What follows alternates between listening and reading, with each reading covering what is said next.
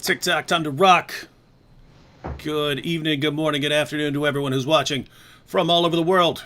I am your friendly neighborhood philosopher, David Wood, and with me now is a Muslim convert to Islam, or they generally call themselves reverts to Islam, and his name is Dustin. I don't know if you want to share your last name. You're welcome to. Oh yeah, it's Cassia, Dustin Cassia. How you doing, Dustin? I'm doing good. All right, and you are kind of an oddball in that you recently posted a video saying with titles, I forget what the exact title was, but it was something like David Wood is right or something about like It that. was Muslim agrees with David Wood. Yeah. So now that you agree with me on everything, how can you still be a Muslim? Well, the specific area I agree with you in, I guess, would be your mindset on free speech as opposed to the Muslim Dawa guys who are coming out now opposing free speech, as we've seen recently, the tangents they've been going on Twitter. I most certainly do not agree with that. So God bless the U.S. Constitution. Wow. But in terms of theology, I'd say we disagree, but maybe you can prove me wrong today. We'll see. Well, that is interesting to hear because I'm going to go ahead and tell you this. There will obviously be people who disagree with me, but I don't have any particular problem with let's say a Muslim politician, Muslims in Congress, and so on, because I've known Muslims who love the United States and so on, and I don't mean just people who've said it. I've had good Muslim friends that I would have trusted in politics, and so when you have Ilhan Omar and Rashida Tlaib and so on, and even if I'm criticizing something that they've done, it's kind of in my mind, I wish Muslims actually had some better representatives in instead of like extreme, in one extreme political direction. Why don't they have someone who just is more likable? Yeah. So anyway, it is good to hear, and just so everyone knows, we do have people like Muhammad Hijab and Ali Dawa and so on. And one thing we don't want to do is to think that all Muslims are like that, because they're not. And when I was getting interested in Islamic apologetics and studying the Muslim sources, the Muslims I knew were generally pretty cool people. Nabil, I would have trusted Nabil with my life in a heartbeat. And so we don't want to lump everyone together. And when we have something like what's going on recently, which is kind of just getting started, where a lot of people's views are going to be put to the test here. How far we're willing to go on a lot of things. We obviously we don't want all people to think all Christians are like D. Wood. We don't want people to think that all Muslims are like Muhammad Hijab and so on. So it's good to have some different perspectives here. And this is an interesting one because we're talking about freedom of speech. I have spent years blasting away at Muhammad, telling people why they shouldn't believe in Muhammad, and then more recently chewed up and spit out a passage from the Quran, and lots of people very upset by that. But Dustin here didn't seem upset. So why don't you tell us a little bit about your views? Then we should, since you're a convert to Islam, we should probably go into a little bit of your background, and then we can go a little bit deeper on the issue of your perspective on freedom of speech and so on. Well, to start it off, I'd say I personally did not know this was the common consensus of this liberal viewpoint of limiting speech. It's even crazy to me that there is such a debate on something as freedom of speech. It's like you think common sense tells you that's something we should leave as is. So I personally wasn't familiar that this was a Muslim viewpoint. Now, I don't know if it's an Islamic viewpoint, and people keep telling me, well, you're not a Muslim then, since the way I'm talking. Well, maybe it's not an Islamic viewpoint, but I mean, I'm a revert. I didn't check every single piece of the Quran before I came to Islam. So that's the first thing. And then I guess people kept saying, like, for example, I was having a little fun in your comments and people are saying I'm trying to get attention. Well, in a way, I am. I'm trying to dispel this view. Like you said, we need a better representative. When I'm hearing all this nonsense coming out of the main sources who everyone looks to, that's who I look to get into Islam. I saw all the Speakers Corner videos, all the Ali Dawah videos. So when you have these same people then saying that we should limit speech, well, the problem is how consistent are you on that? Is that tantamount to not ripping a Bible?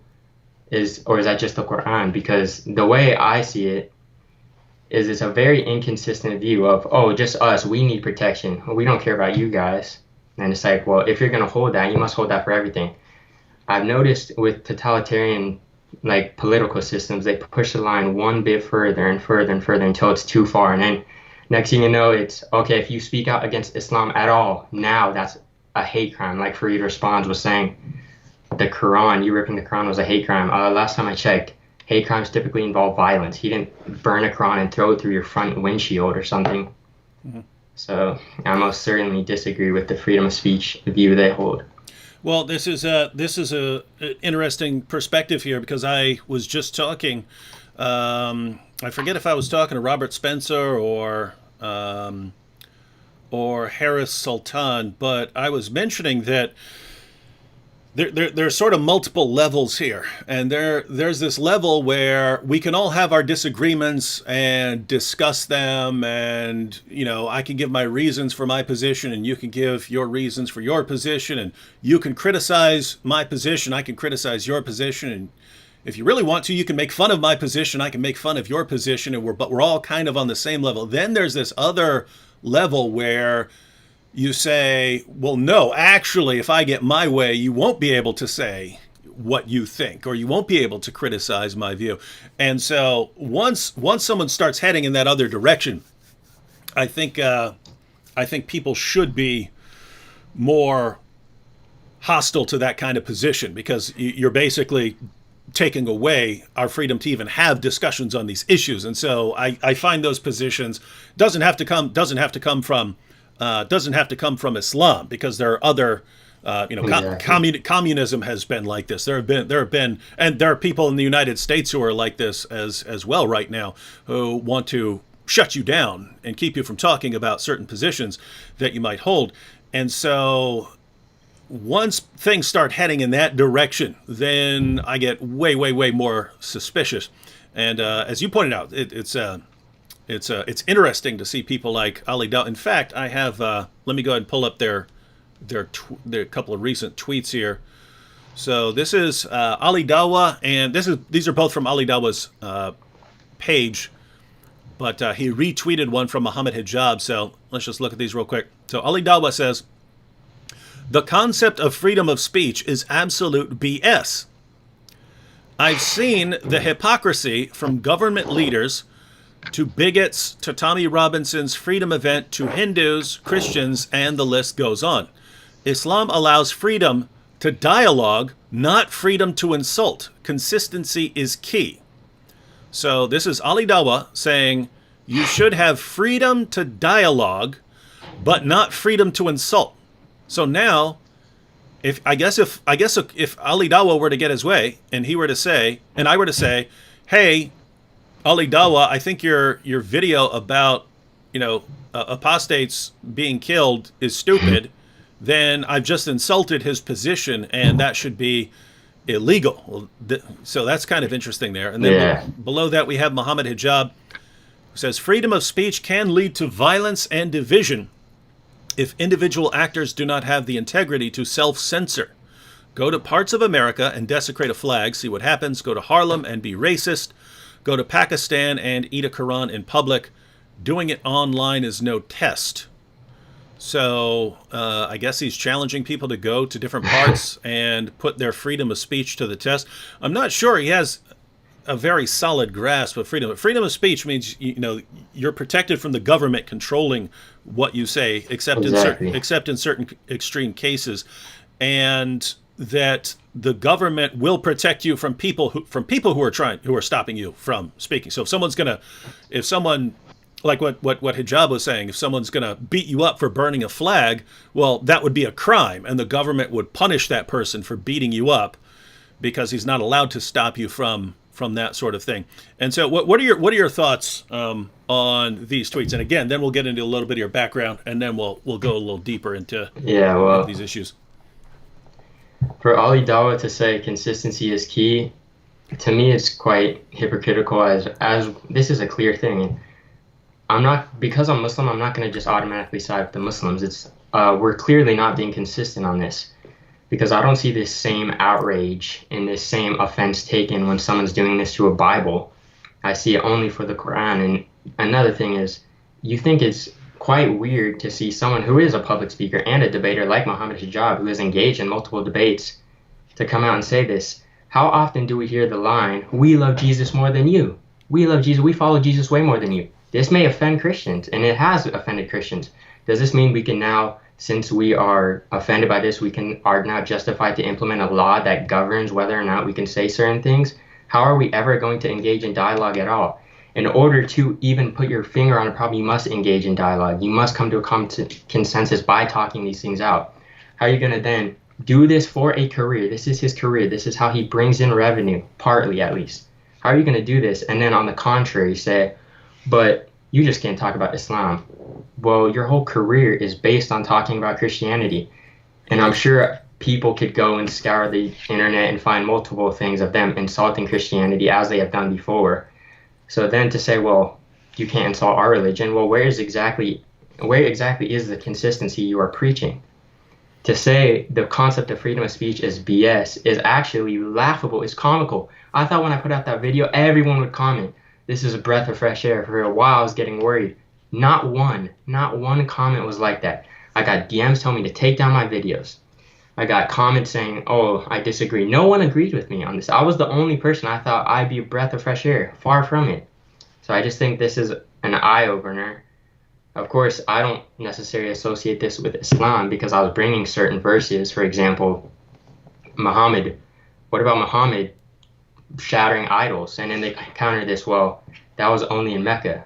Well, what about in the Old Testament? We believe in the Old Testament somewhat. What about at the bottom of Mount Sinai when Moses got super mad for the calf? Are you going to respect that? Because we know our prophets didn't. And then I just see the opposite of consistency coming from the side. I'm not going to be one to just be bombarded by mass opinion. I'm going to speak out if I think what they're doing is wrong. Mm-hmm. And I do find, I agree with you that the problem of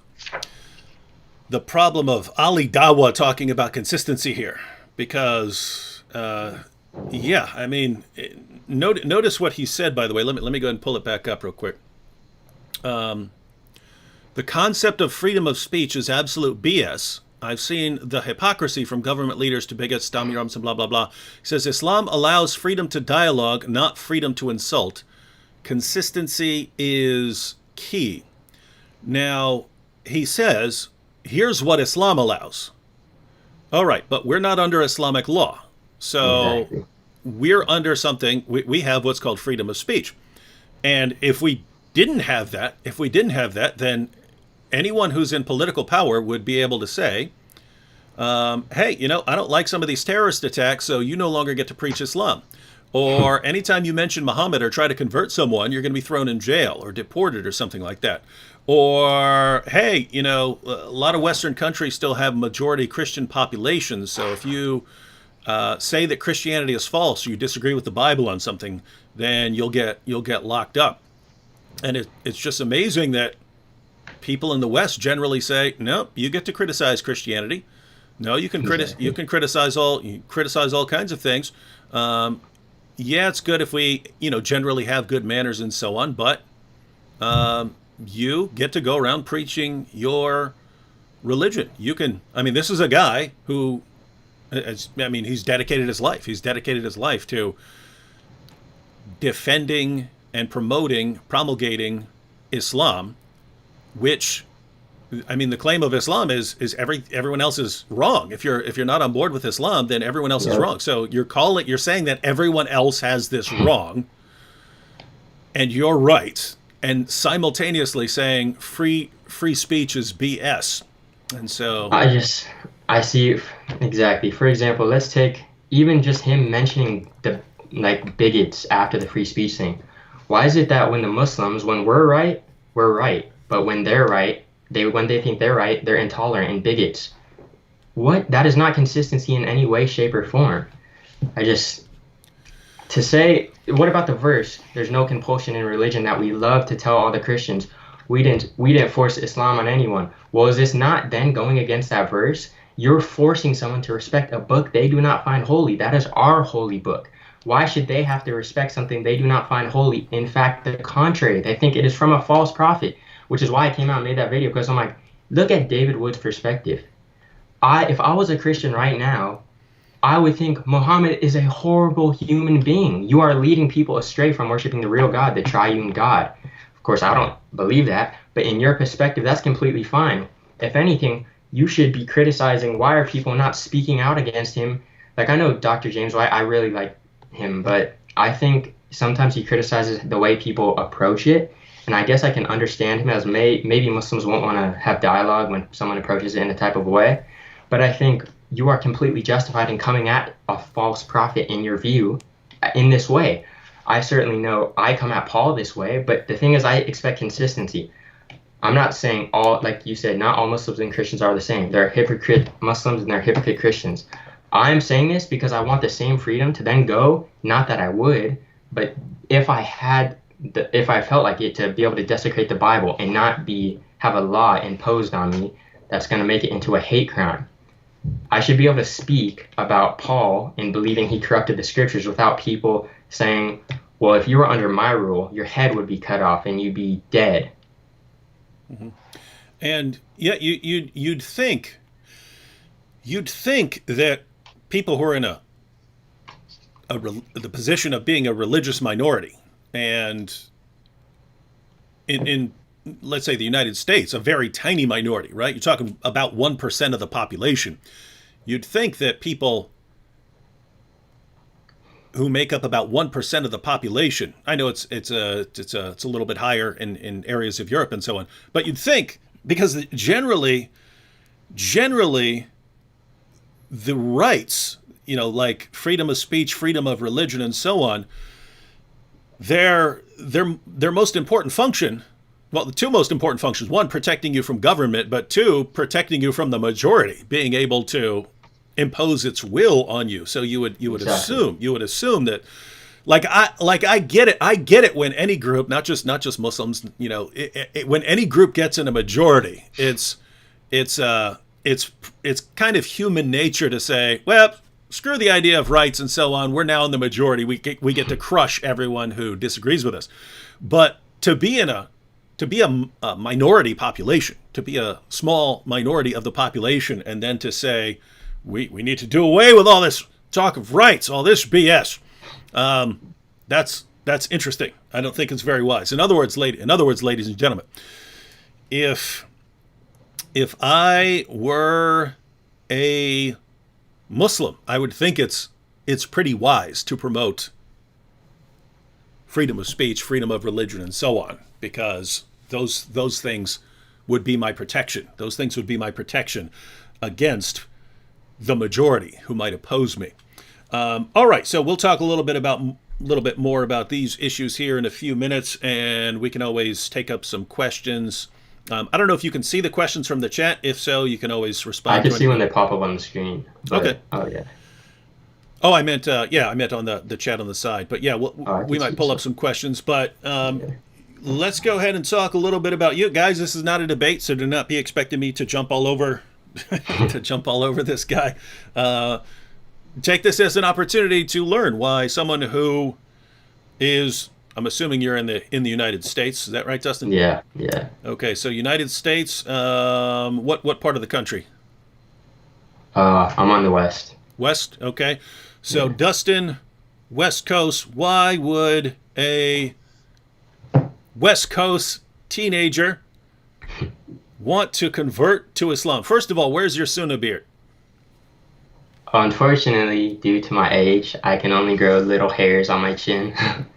But I'm actually sympathetic to that, because I couldn't grow a beard. In fact, people seen me, I didn't, start having this little bit of a beard until several years ago, and it's because there was always a big gap. There was always a big hole right here, and it didn't fill in until I was like in my late 30s. But yeah, so that was just a joke. But all right, so why don't you give us a little bit info about your background, and we'll see where it goes.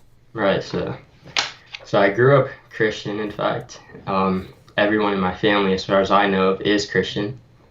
I grew up with my father was a devout Christian, church every Sunday, and always would make me read the Bible. Like, for example, before we would go to bed, we'd always read from Proverbs and just little things like this. I just grew up with God. I never questioned it. And then I guess it was around sometime when I turned maybe 10, but throughout my life, I wasn't just reading and then accepting it at face value. I would always ask questions. They may not have been very intelligent ones, like who created God, but I was always asking questions that would be answered by them.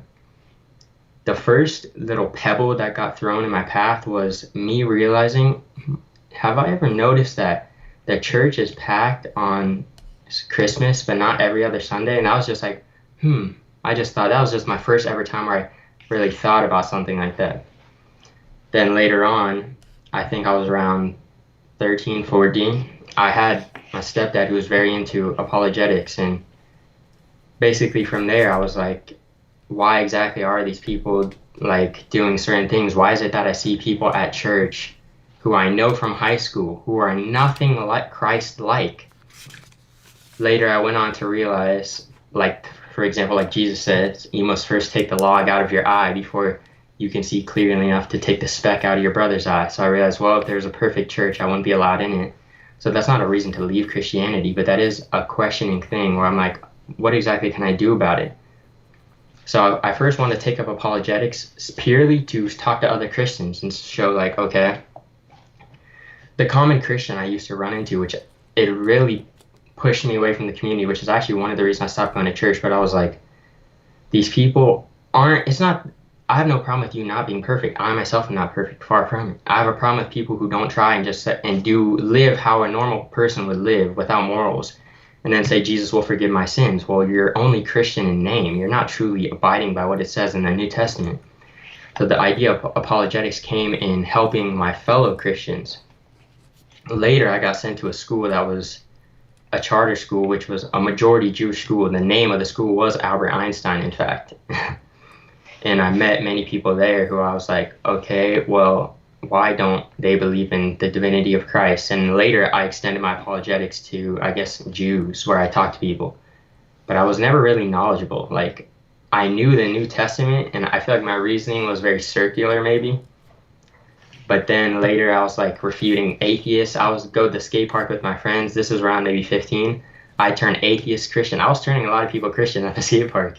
So I was doing my apologetics work, and I really looked up to people like William Lane Craig and Frank Turek. Those are the people I knew at the time. So I was destined to be like, I was like, oh, I want to be the next William Lane Craig. I want to be a devout Christian. I want to go out and preach and bring people to the truth. And so I would question these things over time, and I would check out other religions occasionally just to test myself. So I never, ever had heard of Islam, ever. The first time I heard about it was in 8th grade, I guess. And there was a popular meme going around of basically a terrorist running and saying, Allahu Akbar, and it'd like blow up, and it was going everywhere. Everyone in school was retweeting these. It was like the popular meme at the time. And even before that, via Western media, I just thought, okay, it's all just terrorist ISIS people who cut people's heads off. I was like, yeah, I didn't even really think about it. Like, I was just like, I just wrote it off. And then it came, I guess, when I was 17. 17 is when it all started. I'm currently 19, about to turn 20. 17 it started by, I saw on my Explore feed, I don't know if you know, Instagram has the Explore search bar, and underneath it recommends random posts. So I saw this selfie, and this is when I had fell out of apologetics. From 16 to 17, I didn't really, I fell out of religion. I still wore a cross necklace. I believed myself to be a Christian, but I didn't really follow much. Like, I still try to live as a good person, but I never read scripture or anything like that. So from 17, I saw a picture that popped up on my timeline of a girl, and I was like, oh, I'm about to slide in them DMs. So I slid in the DMs, and since it was one of my hobbies, that's like a natural, even just in terms of a values perspective of what I look for in a girl. I was like, this is something I want, as concerned of like, let's say purity laws, for example, modesty, in a belief in a God. So you have a moral lawgiver, so you believe in a moral law. So I was like, that's one of the first things that's going to come up naturally upon talking to a girl. So I said, do you believe in God? And she said, yes. And I said, what religion are you? She said, Muslim. That was like a shatter for my viewpoint. I was like, what, this innocent face and this view that I had of Islam, these do not mix in any way. I'm like, first thought, she doesn't even understand what she believes in. I'm about to disprove her religion in front of her eyes. I was like, all right. First thing I did, I'm like, well, I'm a little rusty. I haven't read this stuff in a while. So I went to YouTube, and I think the first video I stumbled upon was Shabir Ali talking to, I'm not sure his last name, but his first name is Jay. Jay Smith? Yeah. So Jay Smith. And it was just a short clip of Shabir saying, if I loved my kid, I wouldn't throw him in front of the bus to die. I would myself go and protect my kid. And I thought, I never thought of it from that perspective. I always thought, oh, only a loving God would do such a thing. And I'm like, wait a minute. So I sent that to my stepdad, who's super into all you guys. And I was like, what about this view? Like, what do you think about this? And to me, it was something, but he responded with, oh, that's a stupid argument. And I thought, maybe it is, but to me, that wasn't an answer. So I was like, well, I'll keep searching. So then I watched the second video, was a video about someone going up to people on the pier and saying, you know, Muslims like Jesus? And they were like shocked. And I'm like, they do? I thought they hated Jesus. So I was under, again, another false impression. I'm like, how could someone who likes Jesus be these ISIS terrorists? And then soon I went into a rabbit hole of Dr. Zakir Naik, where he challenged me, because at this point I still held the Christian belief. He challenged everyone. He said, show me where it says unambiguously or unequivocally the words I am God or worship me in the New Testament. And I thought, that's easy. So I go to my New Testament and I read the 4 Gospels. It took maybe a month even, but I was reading through, but just trying to read the red letters, which I don't even believe in that viewpoint now. Just read the red letters. That's foolish. But so I went on to see he never claims divinity, at least not in that sense of I am God or worship me. And then I went down a rabbit hole of Speaker's Corner videos, specifically Muhammad Hijab, Ali Dawah, and Shabir Ali debates with people like William Lane Craig. And then eventually I was like, okay, well, the Trinity's gone. That's far out the window. But then I didn't know, well, what about Judaism? Because they still hold this monotheistic belief. So then I went back, reread the Old Testament with the Jewish translation, because I was constantly urged by Israelis I know that they try and Christologize the text, so read a Jewish translation. So I did this, and I thought, well, what's the difference? And then I thought, well, what about this verse right here in Deuteronomy? As I read through, I thought, well, this is Muhammad right here. And there's a distinction I want to make about that verse, which I never hear people saying. People say Deuteronomy 18:18. But what I never hear them mention is Deuteronomy 24:10. So Deuteronomy 18:18, I'm sure the viewers know, but the verse says, a prophet will arise like Moses, right? And this is a promise from God of a future prophet to come. People always say that, and it's like, okay, that makes sense.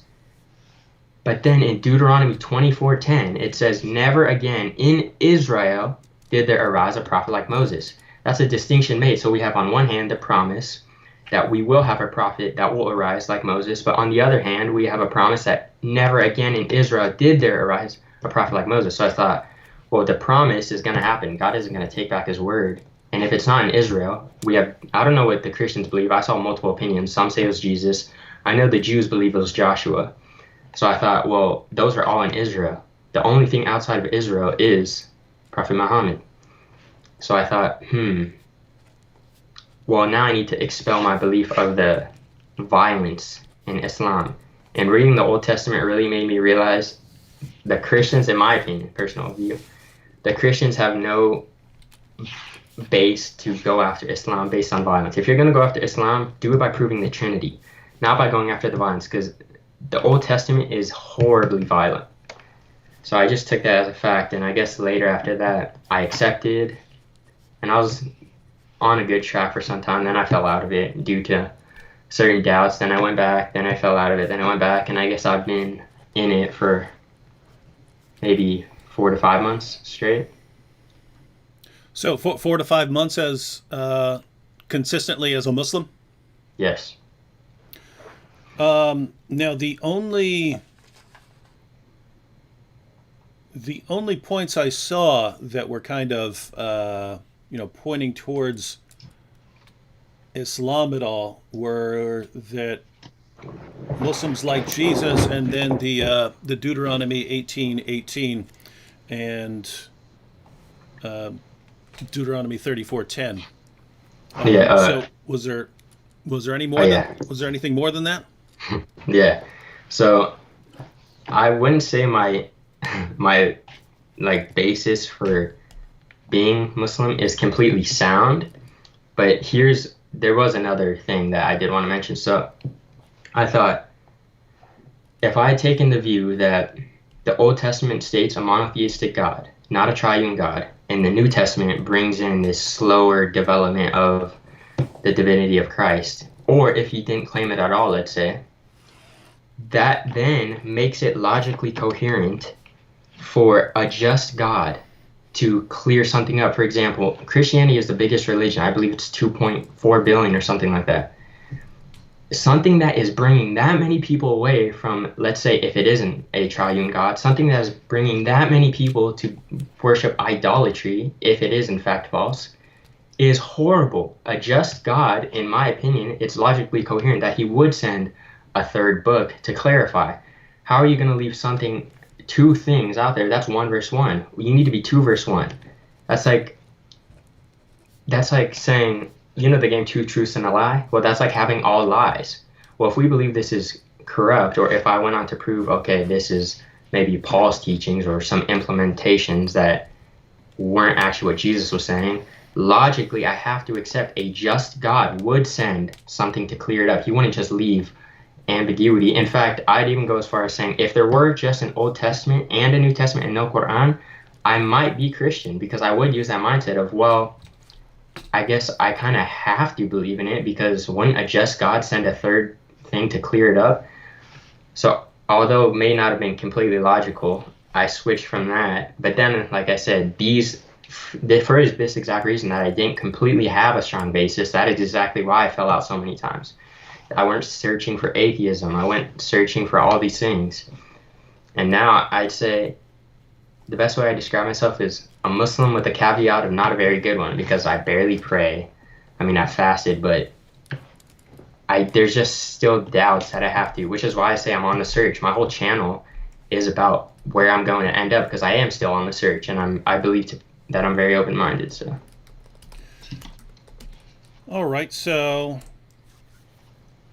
when you in the email you sent me, you mentioned 17 and 19. So I thought that you'd been in Islam for 2 years, but it sounds like things were kind of not consistently. on and No, off. yeah. Okay.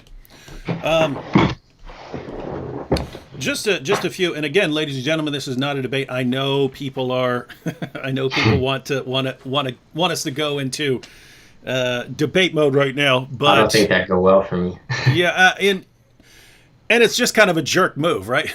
I mean, it's just kind of a jerk move. I mean, on the one hand, we want to focus on the discussion on freedom of speech and how this relates to, because I think it's a more important issue than people are aware of. You have Muslim civilization. You have Muslim civilization where historically you're not allowed to criticize Muhammad very much, if at all. But you push, and things are not going to go well for you. And you have the West, where hasn't always been perfect, but in general we try to promote freedom of speech, and this is viewed as fundamental to development and to advancement. You have to be free to say that even the majority is wrong. And yet now we have this entire globe where, one, you have the internet. So what I'm saying goes to the Middle East, where they have a different mindset on what I'm supposed to be allowed to do. And then you have people who have that mindset even living in the West. So someone like Ali Dawah clearly has that more traditional Islamic mindset, even though he's living in the West. And so looks like this is going to be a pretty important issue. And so I think it's good to have ongoing discussions on this. So no, we're not going to go into full debate mode, but I would have a couple of kind of questions there. And at any point, you can just say, hey, I'd like to look into that. I'd like to look into that a little more, and then that's no problem. Interesting. So as a teenager, you were checking out William Lane Craig and Frank Turek. Yeah, that began at like maybe 13 to 14. Well, that's those are good places to go. Yep. Many of us are convinced that William Lane Craig is the baddest who ever did it on the issues that he deals with, and I know both William Lane Craig and Frank Turek. Let's see. Let's go with this one, because this is actually part of Islam. So you point out Deuteronomy 18:18, and I think you said 24:10, but I believe it's 34:10. 34:10. Yeah. Okay. So this particular passage. Now, these are passages that we normally go to Deuteronomy 34 to show that this doesn't talk about Muhammad, but you're right in that we normally don't go to verse 10. So, and you're right that people normally go to Deuteronomy 18:18 and then don't go later. So, for everyone, I'm sure almost everyone here has heard us discuss this before, because it's probably the most common Bible passage to go to nowadays to show that Muhammad is in the Bible. But in Deuteronomy 18,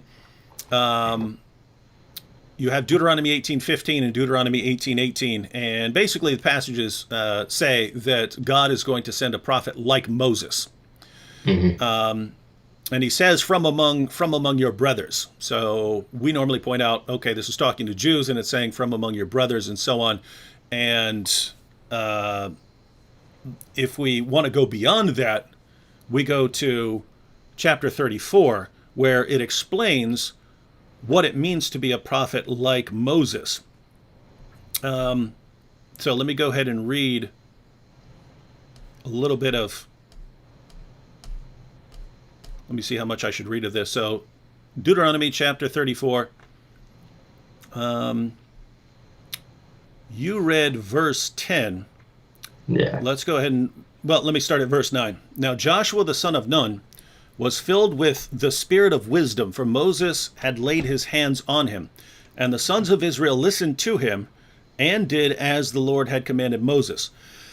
Since that time, no prophet has risen in Israel like Moses, whom the Lord knew face to face, for all the signs and wonders which the Lord sent him to perform in the land of Egypt against Pharaoh, all his servants, and all his land, and for all the mighty power and for all the great terror which Moses performed in the sight of all Israel. So since that time, no prophet has risen in Israel like Moses. And it sounds like you're interpreting this as no one who's from Israel could ever fulfill this. But if you look at this, so Deuteronomy is written by Moses, and yet this ending is clearly put on afterwards. But I mean, I would interpret this to mean, hey, since that time up until now, when we're putting the ending on the book of Deuteronomy, no prophet has risen like Moses, which, I mean, this would at least be 1000 BC, but probably 1400 BC or so. So the person is familiar with the events going up to the time of Joshua. So I'm just interested in if this is the end of the book of Deuteronomy, and then there's all kinds of stuff that happens much later in the history of Israel that's after that. I'm just wondering why you're interpreting this to mean that it doesn't have a Jewish fulfillment, and it has to be from someone outside of Israel. By that, do you mean the Christians do believe Joshua fulfilled it? No, no, no, no, no. Now you have a couple of interpretations. One, I mean, Christians generally believe that Jesus is at least the ultimate fulfillment, because you do have, and even Shabir maintains this position. I believe that there's going to be a kind of series of prophets who are fulfilling this. No, what I mean is Deuteronomy is written, right? Deuteronomy is written. So this is, the events here are about 1400 BC, and this would have been written sometime after after the death of Moses. Right. So the author who appended this little conclusion here, he's familiar with the events of Joshua, and he says, but no one who really meets the criteria of someone like Moses has arisen up until I'm writing this. But that would have been shortly after 1400 BC. In other words, this is not being written in the time of Jesus, and he's saying no one in Israel has ever fulfilled this, right? Do you get what I'm saying? Yeah.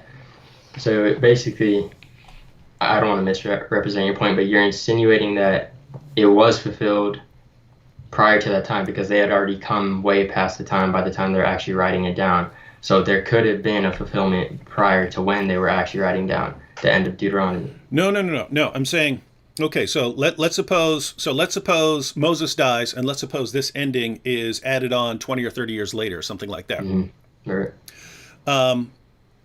Even if he says, hey, this prophecy has not been fulfilled as of this time, that's very different from saying, therefore, no one for the next 14 centuries of Israel is a fulfillment of that prophecy. So this is a side issue from whether Jesus is the fulfillment of this prophecy. It's just that this isn't saying that no one's going to fulfill this prophecy in Israel. He's just saying, hey, here I am. I'm here in 1400 BC, and since that time, no one has fulfilled that prophecy. So that kind of leaves it open whether someone for, the next 1500 years is the fulfillment of it. And I see what you're saying. Yeah, so the question is, why would this mean that someone from outside of Israel would be the fulfillment of this prophecy? Well, I guess you are right in that, and that is a good way of looking at it, that they were writing never again up to that time. I know what you mean now. You could be right. I'll have to look into that. Okay, no problem. And also there, the other issue, and I'm just pointing this out. You obviously don't have to answer unless you want to. But we also focus a lot on the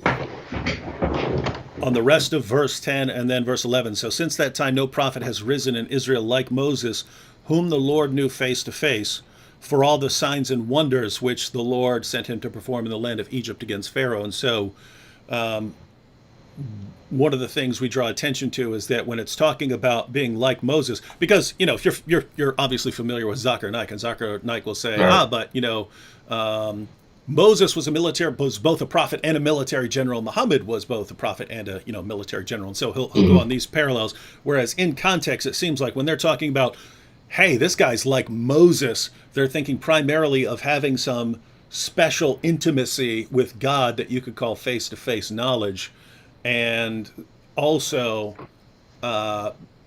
miraculous works, performing miracles from God. Right. And so the question would then become, how did Muhammad feel? Because Jesus obviously had that kind of face-to-face intimacy with the Father, and even according to the Bible or according to the Quran, was known for miraculous works. Whereas when we get to Muhammad performs all kinds of miracles in the Hadith. In the Quran, not so much, and it's kind of difficult to make any case for miracles from the Quran. So anyway, you can respond if you want, but other than that if you want to claim that Muhammad is a fulfillment of the prophecy in Deuteronomy, those are some things to think of. Those are some things to think about. Well, another reason this I don't currently hold, but one of the things that I originally accepted it on was, I guess, Isaiah 42. Currently, I don't hold the belief that is who I think the suffering servant is, Israel. And then but I don't know how to contend the that viewpoint with later the verses about like Selah, and they'll sing a new song from the mountaintops and things of that nature, because that, or Kedar, that would seem like it is talking about an Arab nation, or at least in that area as it was naming.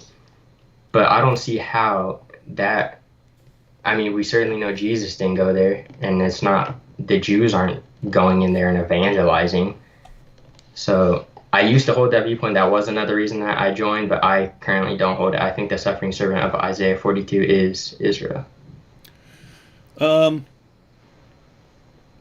Yeah, that's no, yeah. I mean, if you're not claiming it, there, as far as the Selah and stuff like that, the Muslim claim is that this actually refers to, they'll say this refers to this mountain in Medina or something like that. But Yeah. that's actually a city. It's actually a city a little south of Israel. It's a city of the Edomites, and so now it's always open to Muslims to say, even though, yes, there's this city called Selah right there.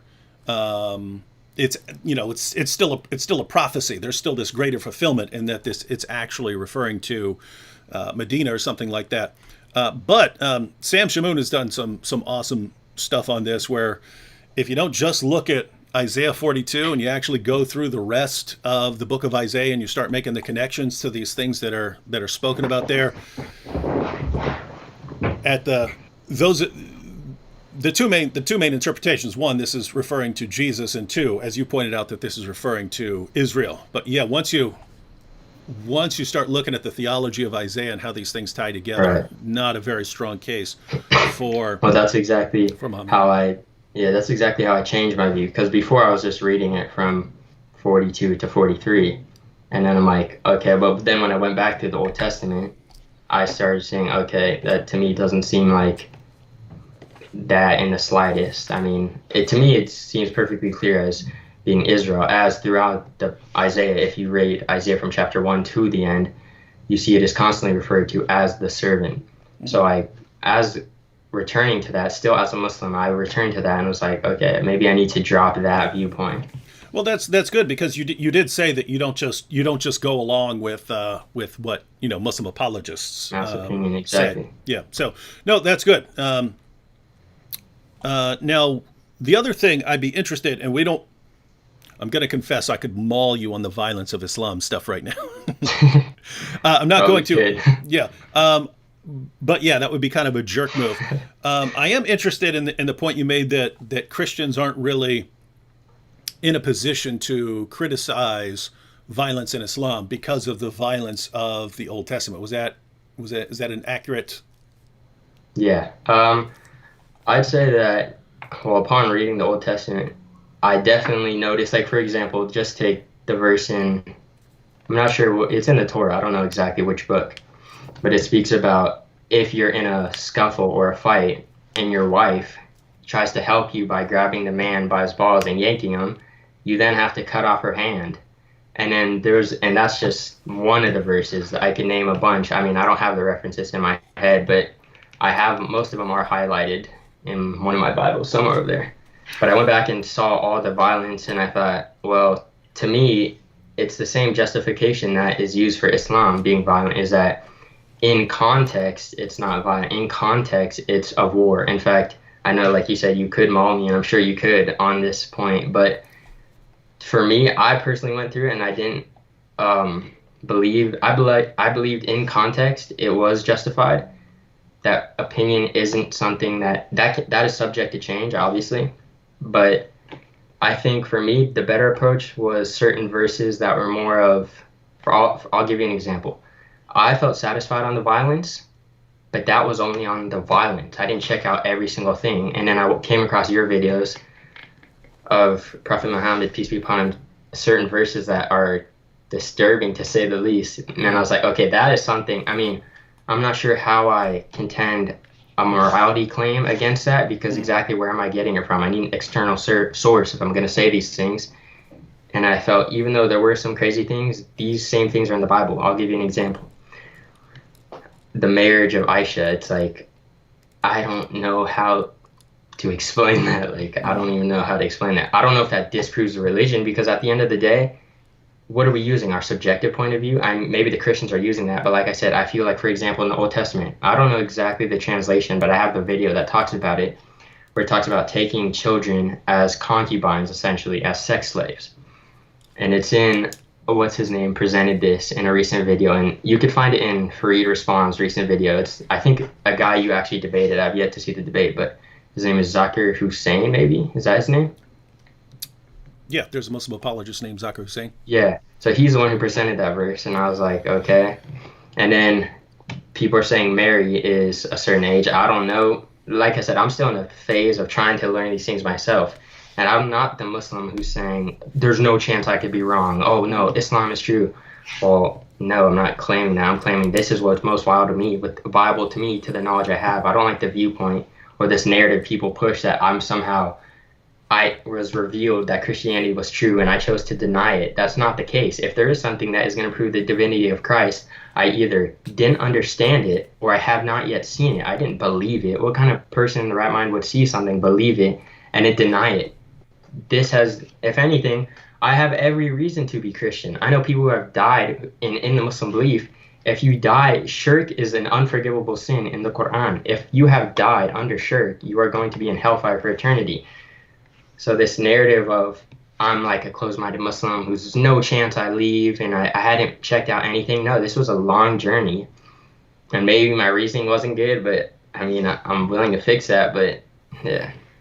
Well, all right. A couple things here. You might want to. I'm not familiar with what Zakir Hussein said, but you might want to go ahead and take a look at the passage he's referring to. I'm assuming he's referring to the passage in Numbers, but there's Yeah, I believe nothing. that's it, yeah. There's nothing in there saying have sex with these young girls. It's they were not under a death sentence because they weren't the ones who did some very, very bad things. You have to get the context of how they were actually part of a plot with a false prophet to get the children of Israel to be led away from God through sexual, basically drawing them away through sex. Come join us and so on. And the passage, any the girls who were too young to have taken part in that, they're not under any sort of punishment. And so if you just read that, you're saying, oh, keep these young girls. It must be to go have sex with them, and it's just not what the passage is saying. Yeah. Is saying at all. On the issue of violence, let me go ahead and give you kind of my perspective on why I don't think Christianity and Islam are in the same realm here. So, as far as passages in the Torah that are violent, both Christianity and Islam affirm the Torah. So any passages there would be affirmed as the Word of God by both Islam and Christianity. Now, I do want to be clear here. When I draw attention to jihad and Islam and terrorism and so on, just for everyone who's watching, in case my position is not clear, my position is not Islam is violent, therefore it's false. My position is kind of twofold. One, Islam does call for violence, therefore stop saying that it has nothing to do with violence. So that's one, right? All the people, no, it's a religion of peace. It doesn't have anything to do with ISIS. It doesn't have anything to do with Al-Qaeda. It doesn't have anything to do with any of these things. I would say that it does. So the claim is not Islam is violent, therefore it's false. It's twofold. One, Islam, it has passages which, if you read them at face value, certainly sound like they're calling for the same things that certain groups are doing. So that's one, and want people to keep that in mind when if you're going through my videos and you're saying and I'm breaking down, hey, here are the 3 stages of jihad and things like that. That's for people to get an accurate understanding of what Islam teaches. So Islam calls for these things. Now, what does that have to do with whether it's true or not? Well, the second thing that I mentioned is because Islam calls for these things, because if that understanding of the Muslim sources is correct, Islam calls for the subjugation of the entire world to Islam. Therefore, you should probably look into it very carefully. If right. So, in other words, if you're converting to Islam and you see that it calls for the violent subjugation, before you start actually doing this, it would be a good idea to take a look at it very carefully. So those are kind of my points when I'm talking about violence in Islam. But so, in other words, my position is, if Islam were true, then, well, then God wants That's just how God is. God wants us to violently subjugate the entire world. And I believe God has the right to order that. So I agree. Yeah, so my position is not Islam is false because of this. But even though I'm granting that, I would still see pretty serious differences between Christianity and Islam. Because if you think about it like this. Let's suppose you take the Quran and you read it, and you read the historical background, and you walk away and say, okay, what are my marching orders now? Versus reading the Bible and asking yourself, okay, now I've read the Bible, what are my marching orders right now? So if you read the Bible, you start off, you're reading Genesis, you're reading passages. Hey, some girl crushes a dude's testicles, got to chop her hand off. We obviously don't believe in that today, but there was a reason, right? The emphasis in ancient Israel was on passing on offspring, passing on your inheritance. And so if a dude's doing something and you clock him in the head, but don't crush his testicles, because then you're stopping his future offspring and so on. Again, we don't think like that, not defending it all, but as Christians, we believe that is the word of God. But you look at these things and you say, well, that sounds weird. We don't do those things anymore. According to Christianity, you're not supposed to do those things anymore, right? That's a covenant for a particular people on a particular piece of land at a given time in history. So basically the Bible is a series of covenants, right? There's a covenant between God and Adam. Then there's a covenant between God and Noah. I'm not under that covenant. There's a covenant between God and Abraham. There's a covenant between God and the children of Israel. You start going through Leviticus and Numbers and so on, and this is what was revealed for the children of Israel. This is what was revealed for the children of Israel. This is what was revealed for the children of Israel. Then, even in the Old Testament, we're told that another covenant is coming. Another agreement between God and people is coming. And so now we have a covenant between God and people based on the work of Jesus Christ. So I'm, as a Christian, I'm part of that covenant. I'm under that agreement. Well, under that agreement, there is no violence. Governments are allowed to, carry out laws and so on. The harshest penalty that a Christian could carry out as a Christian, as part of the church, was excommunication. That was the harshest punishment. That's the harshest New Testament punishment. You're excommunicated. You're not part of the church anymore. That's the harshest thing you can do. Again, governments are allowed to, to enforce laws and things like that. So, putting this down, if you read the Muslim sources, the Quran, the Hadith, the Sirah, and so on, and you put it together, here's the pattern you get. Muhammad starts off in Mecca. He's the persecuted prophet in Mecca. He's preaching a message of religious tolerance. Don't fight about this stuff. God's going to judge. Let's not kill each other over this stuff. That's what he did when he was in a minority. Later, he formed some alliances. They moved out of Mecca. They moved to Medina and so on. They have more followers and so on. And then the message changes to one of defensive fighting or defensive jihad. You can fight, but someone else has to start it. Someone else starts it with you, then you can fight them. Someone's persecuting you, then you can respond. Still later, once they're the most powerful force in Arabia, then it becomes one of offensive jihad. That's when you get fight those who do not believe in Allah. That's when you get Muhammad saying in Sahih Muslim and Sahih al-Bukhari, I've been commanded to fight people until they say there's no God but Allah and Muhammad is his messenger. So the pattern is starting off religious tolerance, but getting progressively more violent until you get to the final marching orders. And the final marching orders are, when you're able, subjugate the entire world. If not, then if you're not in that position, then there are different rules that are in effect. If you're in a minority, act like Muhammad did when he was in a minority. If you are able to dominate an area, then you dominate the area. So the final marching orders are subjugate when you can subjugate.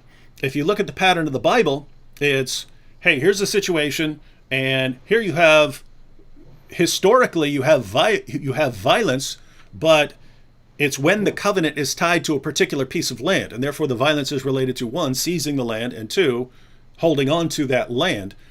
The Christian covenant has nothing to do with being tied to a particular piece of land, and there's no violence that is part of Christianity. And so the final marching orders for a Christian are things like love your enemy, pray for those who persecute you, do good, honor people. These are commands that are directed towards Christians. Let everything that you do be done in love.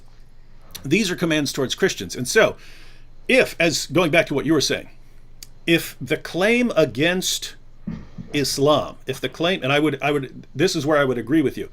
If a Christian is claiming against Islam, look at the violence in the Quran.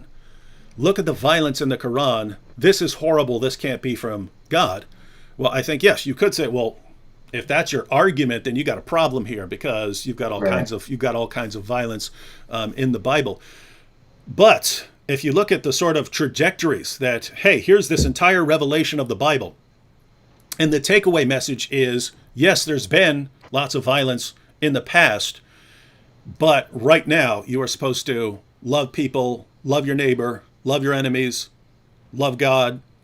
That's what you're supposed to do now. In other words, that's what I am commanded to do right now. Whereas if you read the Muslim sources, the final marching orders would be, and you may have a different interpretation of this, but I'm telling you, this is how I interpret the Muslim sources. I interpret the Muslim sources as the final marching orders are not go on a killing spree, or not, go wage as much terrorism as possible.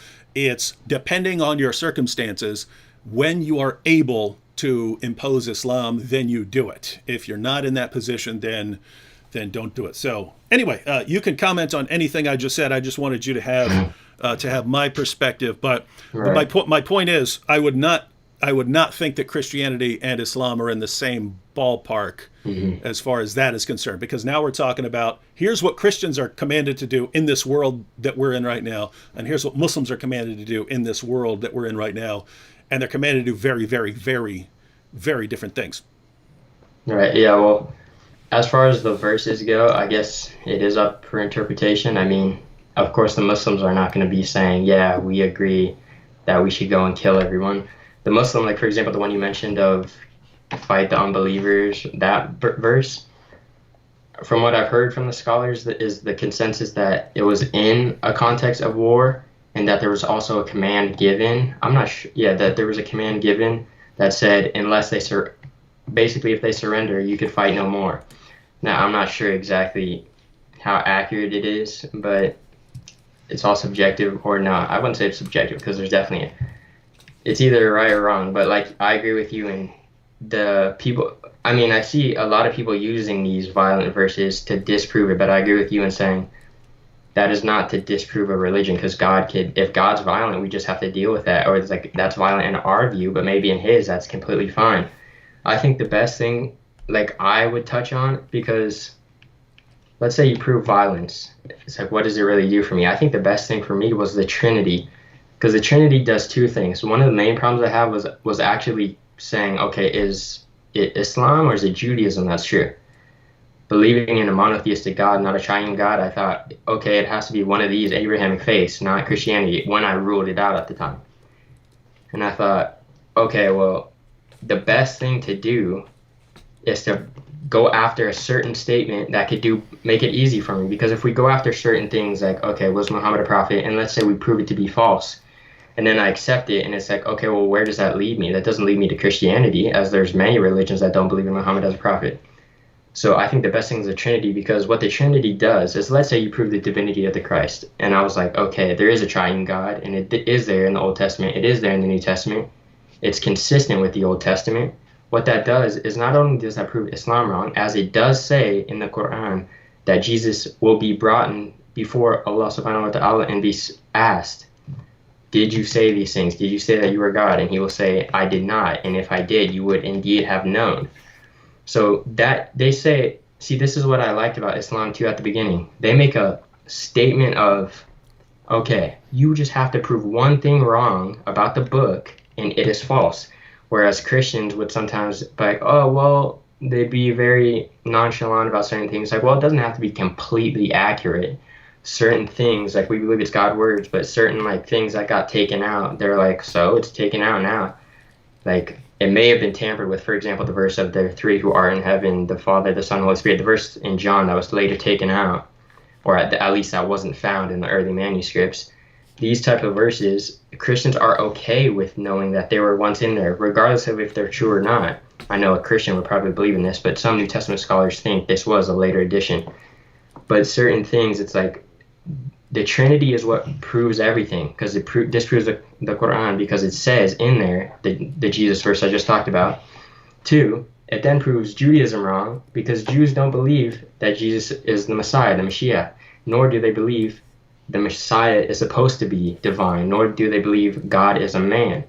So I always would try and go after the Trinity specifically for me, because I would never like really look at certain things. Like there are verses, like I said, troubled me. Like I just want to mention one. I actually till this day have I have a problem with this and how Muslims go about this certain verse, which I saw in your video. That's how I first found out about it, which is, or not a verse, it's in a hadith of Muhammad sucking the tongue of whoever it was, his nephew. And it's like, and same, I guess, even with the Aisha thing, I see inconsistency. Grandson. Yeah, grandson. Yeah. So here's when I first had a problem with it. I heard in a video, and I've been scouring the internet trying to find this because I lost it and then I found it again. So I'm trying to go through my accounts, seeing which one I saved it on. But it was talking about intimacy in a halal way after marriage. In this video, the scholar said, it's one of those merciful servant videos with the music in the background, and he's like, in this video, he said, we know in sex it would be good to suck on the tongue as Muhammad did to Aisha. This was not a Christian source. This was not a Jewish source. This was Muslims promoting this. And then on the backhand of that, well, that's not sexual in any way. He was his grandson. Well, that doesn't make it not sexual. That just adds on incest. Like you're doing yourself a disservice by trying to clarify that, well, it's okay to make out with your grandson. And I'm sorry to word it that way. Maybe I am mistaken and I just don't understand it, but I didn't see how you can contend these things of someone preaching a good way that we are advised to do is suck the tongue. Oh, but it's not sexual when he does it to his grandson. But then again, I took it, well, technically it does not matter. That does not make the religion false. So then I basically abandoned it. And then I wanted to get into the Aisha thing real quick too. I don't like the inconsistency of, well, she was mature for her age. Okay, let's just break that down. Our 9-year-olds now are not the 9-year-olds back then, hypothetically. Let's take the Islamic viewpoint. Well, hypothetically, do you know how old he was when it was 60? He was in his 50s. Okay, 50s. Mm-hmm. So by that same logic, let's say she was 9, and by today's standards, she would be looked at as 19. Well, let's take that same thing. That would make Muhammad then also older, because the age isn't what we see today. Mm-hmm. So I'm like, why is no one saying this? And I've not seen this anywhere. And I'm like, that would make it still just as bad. A 6-year-old with a 19-year-old. I guess it's legal in today's society, but I still didn't see how. We got we lost the connection here. Hello? Yep, gotcha. Can you hear me? Yeah. All right. We lost you. You were saying, you were talking about All right. Aisha. Yeah, so I thought about that same logic. You are now, again, doing another disservice in these types of things by now saying, okay, well, now Muhammad was 60, but I guess that's more justifiable as opposed to a 9-year-old. But then I thought, well, they're all proposing that Mary was 12 and Joseph was this. I know Christians don't believe like Jesus was conceived by them, but still, it was still a relation with them.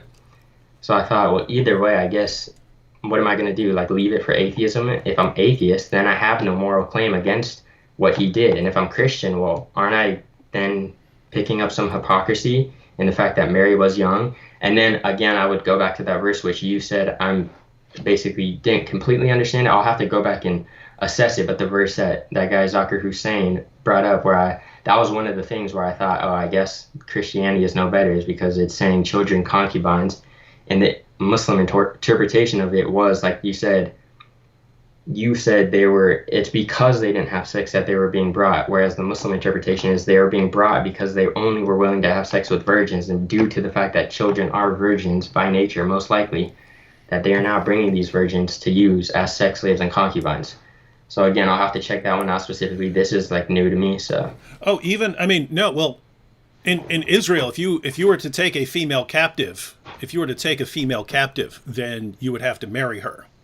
And if things didn't work out, she was supposed to go away as a free woman. So it's very different from taking a captive in Islam, being allowed to have sex with her, and then just selling her at the local market. But yeah, check that out, and just read something on the Christian perspective. So they are being taken as captives there. The point is they're not. Whoops, look like we're losing him here.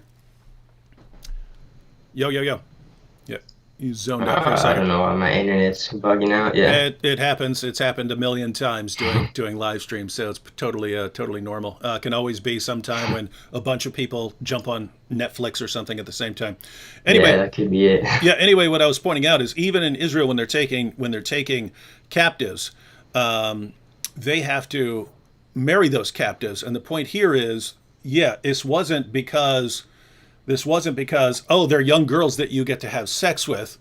It's these girls were the ones that didn't participate in this crime, and therefore they will not be held accountable for that. Right. Now, you could interpret because it doesn't say. You could interpret that as, and then Right. they grabbed these young girls and they all took them back to their tent.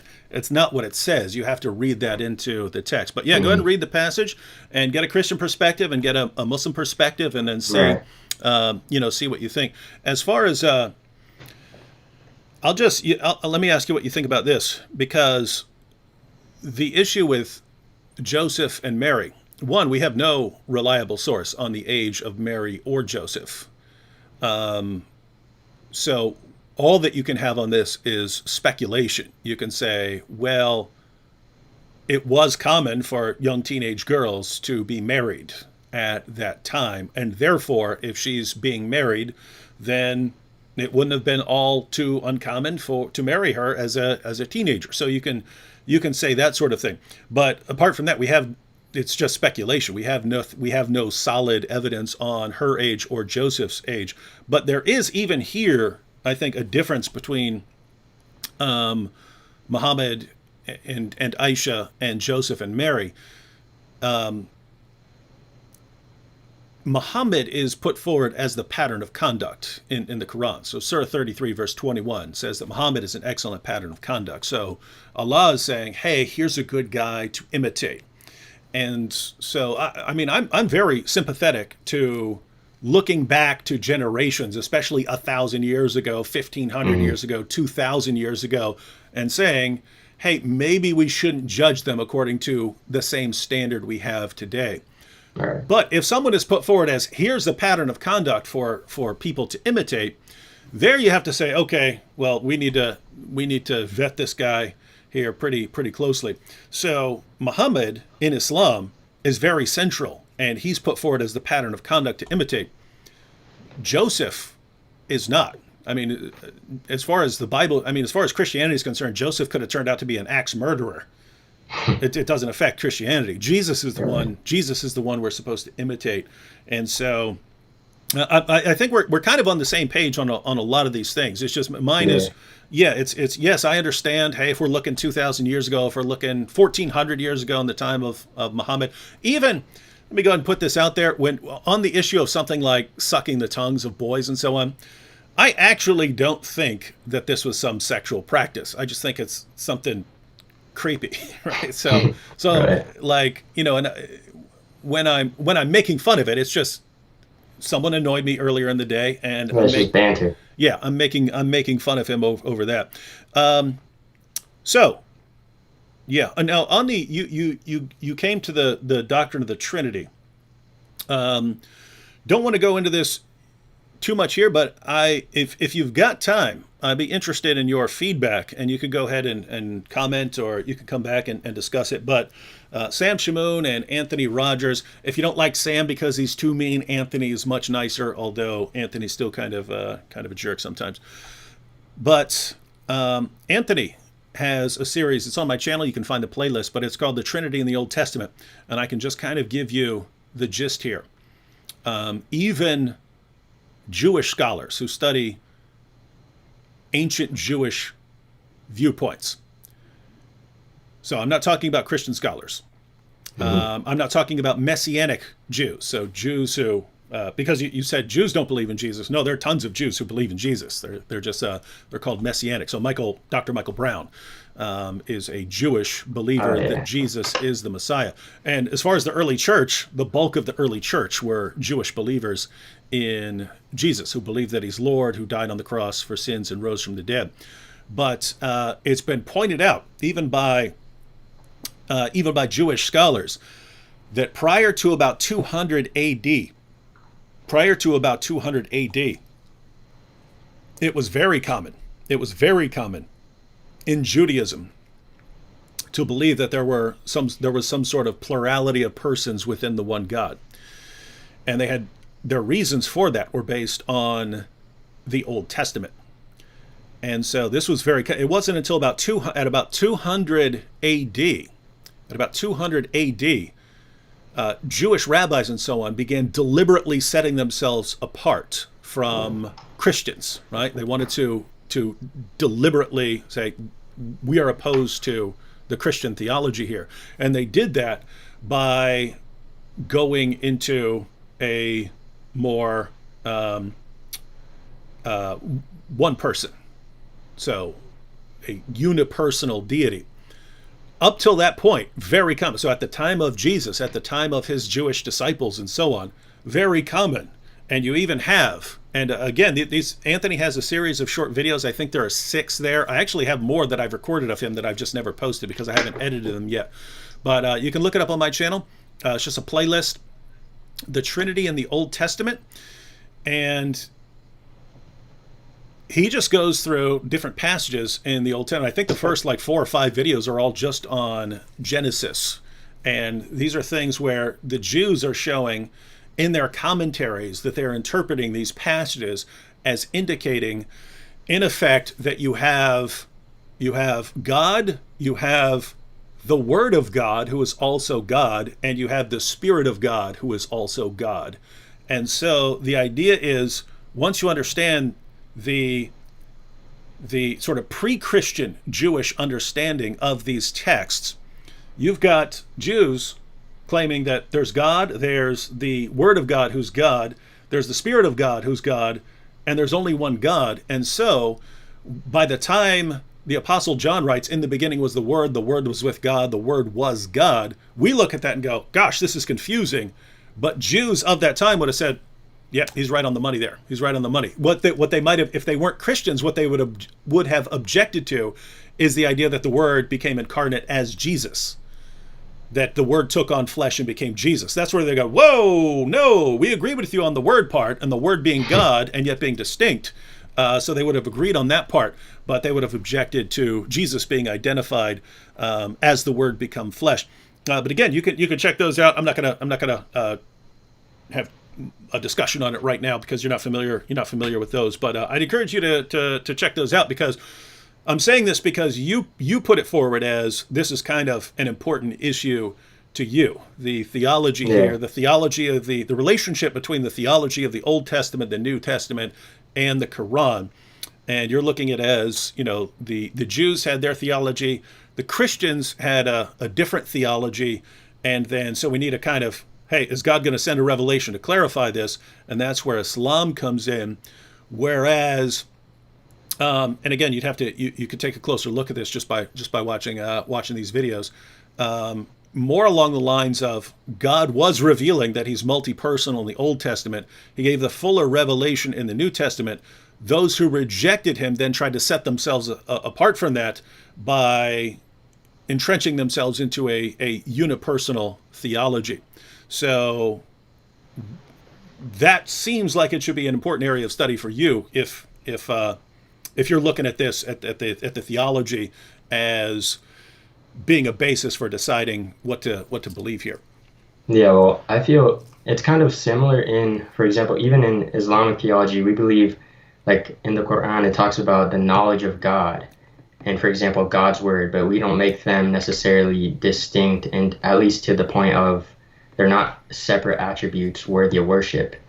But as far as the Jewish thing goes, I do want to make something clear real quick. I personally do not think Dr. Michael Brown is a Jew. I've talked to many Israeli Orthodox Jews who do not consider that man a Jew. I would almost say he's a closet Christian who's trying to lead Jews astray. I think if you believe in the divinity of Christ, say it as it is. You are a Christian. But I didn't mean no Jews are Christians, because obviously we know Jesus was a Jew, so were the disciples. But as for Sam, I'll definitely check out the Anthony guy. I've never heard of him, so I'll definitely go and watch the series. But Sam, I have no problem with Sam. I just think his way of discussing, like, for example, people don't like you. They think you're harsh. I'm like, Yeah. you can be harsh. There's no problem with being harsh. I don't like when people are talking over people. Like, let people get a chance to speak. And I've only seen a few videos of him, so maybe it was a presupposition that I then based on only a few videos. But all the videos I watched of him debating, he's yelling and talking over people, and he's trying to make a fool of people. It's like, no problem, you can do that, but go and try that with a scholar. And if you want to make a fool of a scholar, that makes sense. But you got these people calling in, like you said. I mean, I personally don't care. Like, if you went on here and basically destroyed me, I just think that's entertainment. That's funny. I wouldn't personally mind it, but it is common courtesy to not do that. I mean, I personally couldn't care less, but I think it's weird that people would go on, and these people who barely know anything, and he's like just going off on a tangent to them. Like, I don't know. I think it doesn't turn me off necessarily. I just don't like seeing him in a debate that isn't a formal set up debate with if it's a formal debate, he can't just butt in 24/7. The reason I don't watch him is because everything I watched wasn't a formal debate, and he would just constantly talk over people. I'm like, okay, I can't watch this anymore. But if it's a formal debate, he could say anything he wants. That's why I like you, because at least you let people talk. You say things that people may think is harsh, but it's like, so what? I have no problem with you saying harsh things. I have a problem with the communication. I think the way he communicates isn't very beneficial for either party, but I guess it depends. Like, for example, Shabir Ali said he wouldn't debate him because of this, and it makes sense. Yeah. Yeah, I'll go ahead and say a couple things. As far as Dr. Brown, when we say Dr. Brown's a Jew, we mean ethnically he's a Jew. But no, Dr. Brown would say in a heartbeat that he's a Christian. But basically, Christians who are Jewish, we normally call them Messianic Jews. So Jews who believe that Jesus is the Messiah. As far as Sam, in Sam's defense, he's just from a kind of different culture, right? So Sam is Assyrian, not Syrian. He's Assyrian. Assyrian, and right. yeah, and if you hang out with his family, you start to get it. They're just they tend to be very aggressive by nature. Him and his brothers and cousins and so on. It looks like you're around a bunch of professional rustlers. They're just these big tough dudes. In fact, Sam kind of looks like the baby of when he's around some of the other guys. But I'll just say, one, Sam is loyal to the death. In other words, he will defend you to the death. One of the most generous people on the planet. We'd be driving down the road. He would see homeless people. He'd say, "Stop the car." Say, "Stop the car," just so he can go out and give them some money and so on. When he's in an argument, it's going to adapt. I've seen Sam be very, very gentle. I've seen Sam be very, very gentle. I've seen him be very aggressive, and it's kind of a cultural thing, right? Like, let me give you an example. Christians in America think I'm way too much of a jerk. A lot of them say, this guy can't even be a Christian. He's so harsh when he's talking about this stuff, right? Christians in Pakistan, a lot of Christians in Pakistan say I'm too, and in India say I'm too soft. David, you're too weak. Like right now, they will be flipping out. How are you not yelling at this man? This is blasphemies. How are you not destroying him, right? And then you get to like Christians in the Middle East, and they kind of think I'm just right. But yeah, if you've ever seen like I've been there when you've got a Pakistani Christian and a Pakistani Muslim, but they're both in the U.S., so that the Pakistani Christian is protected by the laws, as opposed to being actually in Pakistan, which would be a different situation.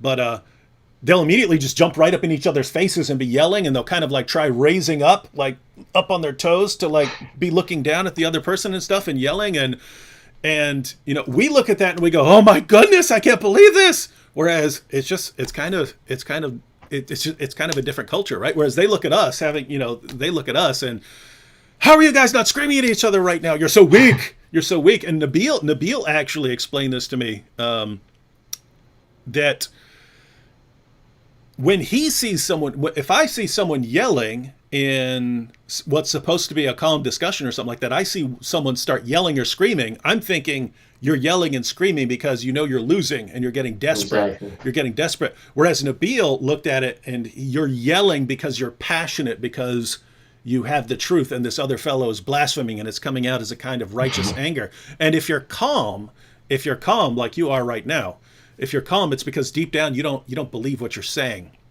and you don't believe what you're saying. And so, yeah, I've known enough Muslims and enough Christians from different parts of the world to understand. Yep, different cultures. So if I'm with Sam, I understand.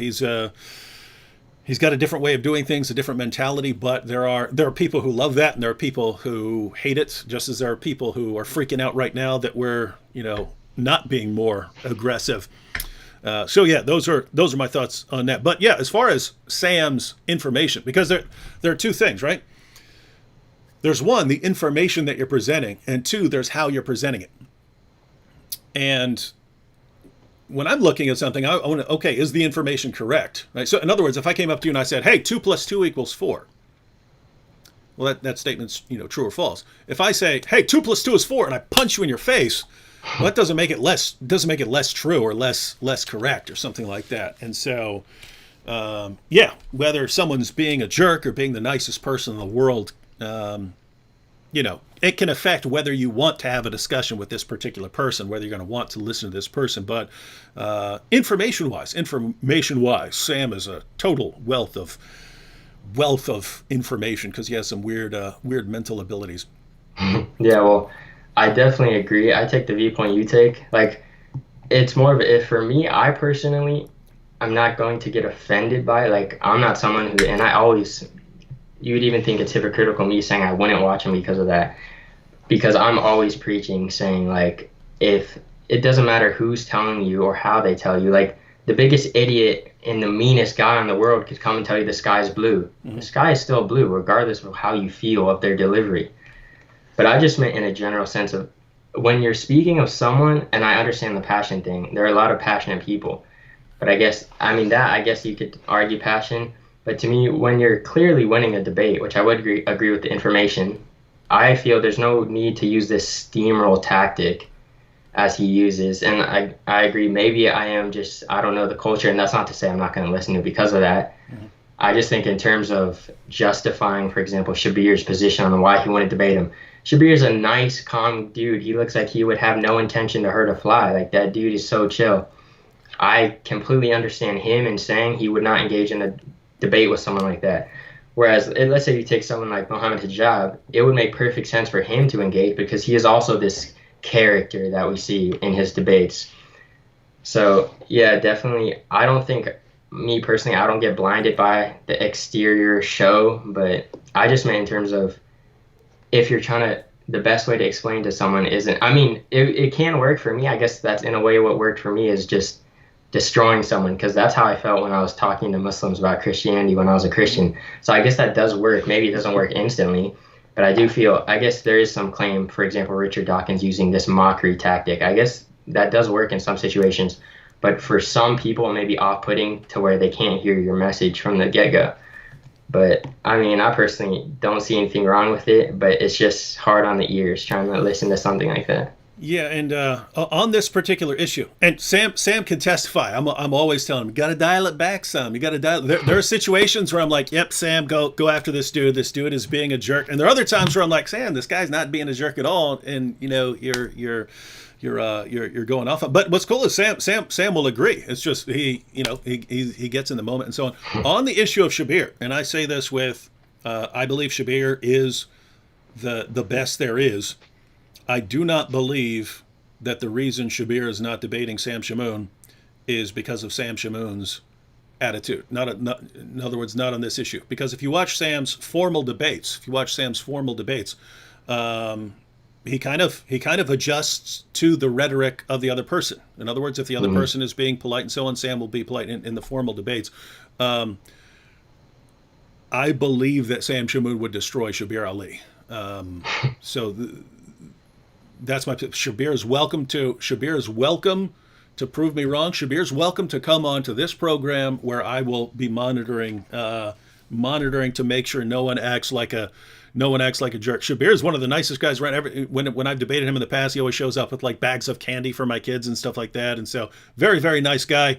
But there are a lot of people who are scared of Sam for good reason. But yeah, we'll see what happens. We'll see what happens in the future. All right. Well, so we've gone through some of the issues, and yeah. So I would encourage you to check out those videos. And again, I have more. And yeah, I'd be interested in your feedback. You can leave comments there if you ever want to come back and talk about them there. So let's go ahead and get back to this issue, because here's what's cool. We've got people like Ali Dawa. Free speech is BS. The free speech is BS and so on. And yet we're just wondering if this is my laptop is freezing here.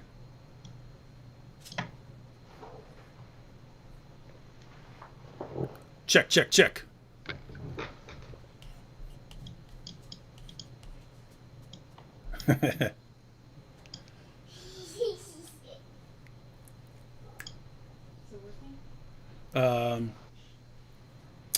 I'm not sure. No, it's not working.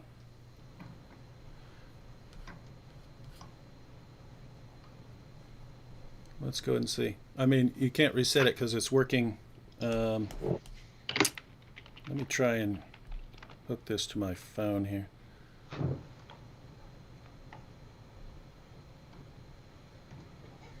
Okay, they're saying they're back. I can't see myself here. All right. Nope, that was. Oh yeah, I think we're on now. Yeah. Okay. Yeah, ladies and gentlemen, that was totally me. Internet totally shut down on everything. I'm on my phone right now. So, all right. So,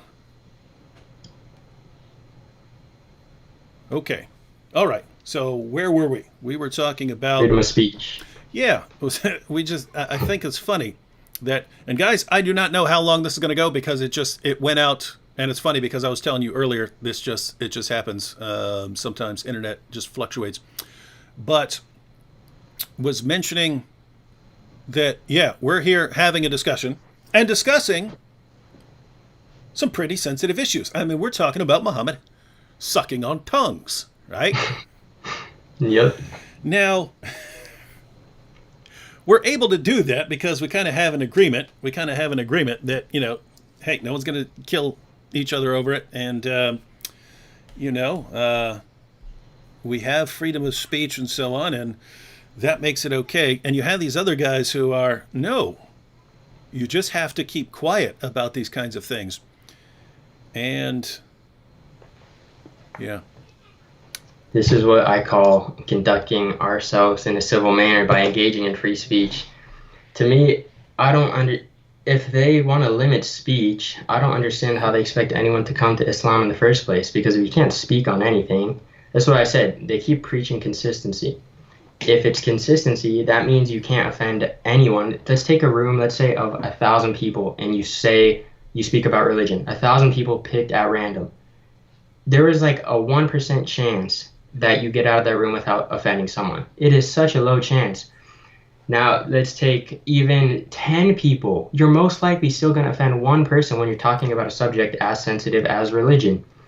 So, of course, when you're speaking worldwide, there are going to be people who are offended. That doesn't mean the government can now impose a law changing these things. It's like if we had no speech in the first place, or at least limited speech due to being offended, I would have never even heard about Islam. Because the moment, and if there was still speech and I was someone who got offended, the moment I heard Dr. Zakir Naik say, you guys don't even like Jesus, you don't even follow Jesus, we follow more than you, we love more than you. If I was someone who just gets offended like that, I would have just clicked off instantly. So how do you expect people to come to the religion anyways without free speech? It's like, this is exactly what you do to get people to the religion. I don't know what they're trying to portray, like a false image, because anyone could see. Unfortunately for you guys, your videos are documented on YouTube. Look at Speaker's Corner and just type in Ali Dawa at Speaker's Corner. You can find so many videos of them getting into heated debates where they are throwing insults. So it's like, exactly where is the consistency in this? If you take this viewpoint that you cannot speak without offending someone, you are then taking the view that you...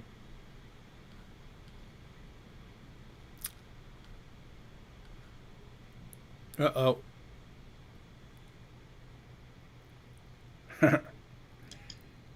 Okay, cut out. Yeah, we back. Yeah, that's funny. We're having a... Is there something like this happens when there's some huge thing on, like... Did something premiere on Netflix tonight? Does anyone know? Because this is when it's when everyone jumps on their internet. That's when you start having tech problems, and we're having them on both ends, even though we live on opposite ends of the country. So, yeah, it's a coincidence.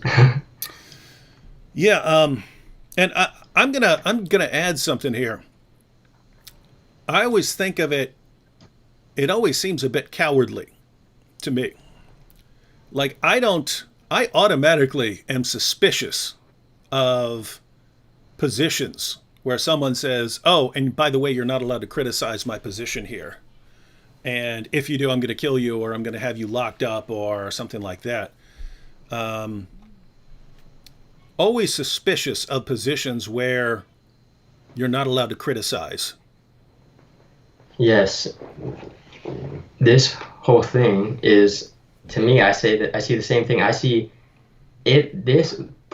Okay. Besides the blind Muslims, because there are some, the people who are just going to take whatever you say as completely justified. Besides those people, even to the Muslims, I feel like doing this is almost making us feel like, well, is this being afraid to get your views exposed? That's why you can't do it. Like, oh, don't talk about us. We can talk all we want about you, but don't talk about us. Lest who knows what happens? Maybe we will get exposed. It's like, this is what this sends to people. And this is also a problem I have specifically with Muhammad Hijab, thinking he is above people in terms of, like, for example, you invite people on who are nobodies like myself. I'm not an apologist. I mean, I know not, you have read the Quran more times than I have in my entire life, probably in a month. Me in comparison to you is nothing, yet you still engage in dialogue.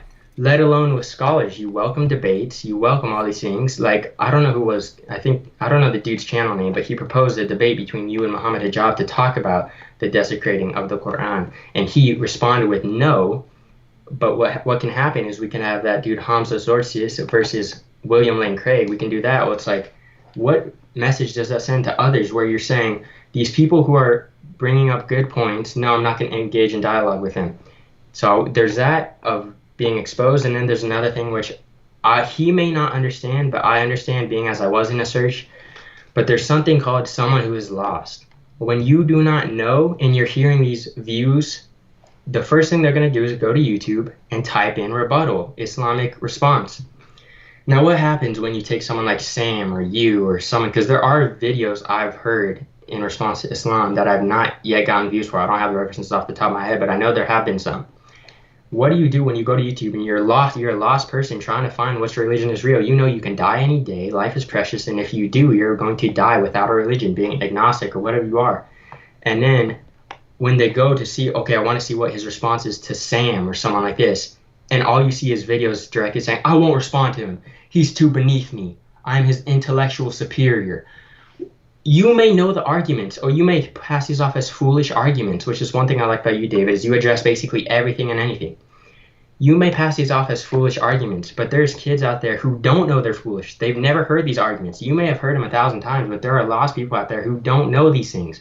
So to them, it isn't some common sense. They don't know it's a foolish argument. To me, if it leads just one person astray, not closed-minded people who are just, they want to find every reason, people who are legitimately searching, if it leads just one person astray, it is worth making a rebuttal to.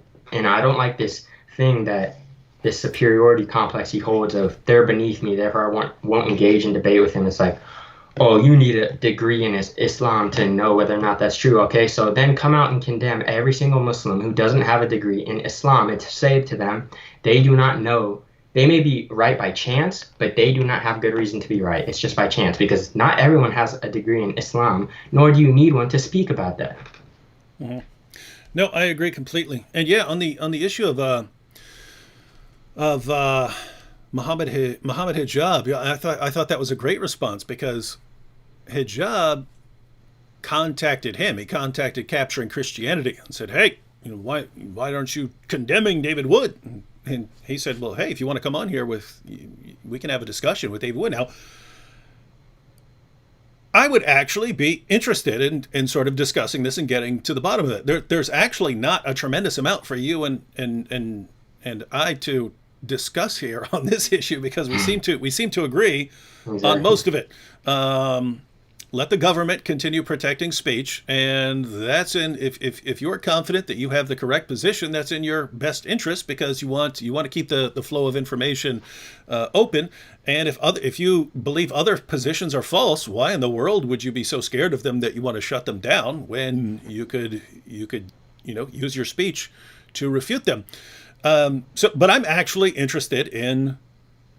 I would be interested in having a discussion with Muhammad Hijab about this. Like, wait a minute, you're saying that, insulting someone's sacred symbols is wrong. How do you explain these passages with Muhammad? Exactly. And so I'd just be interested in hearing him on that. And I know a lot of other people would be as well. And so, yeah, kind of the only other thing, really, as far as this discussion is, what is your view on the Islamic position? Because you do have instances in the Muslim source.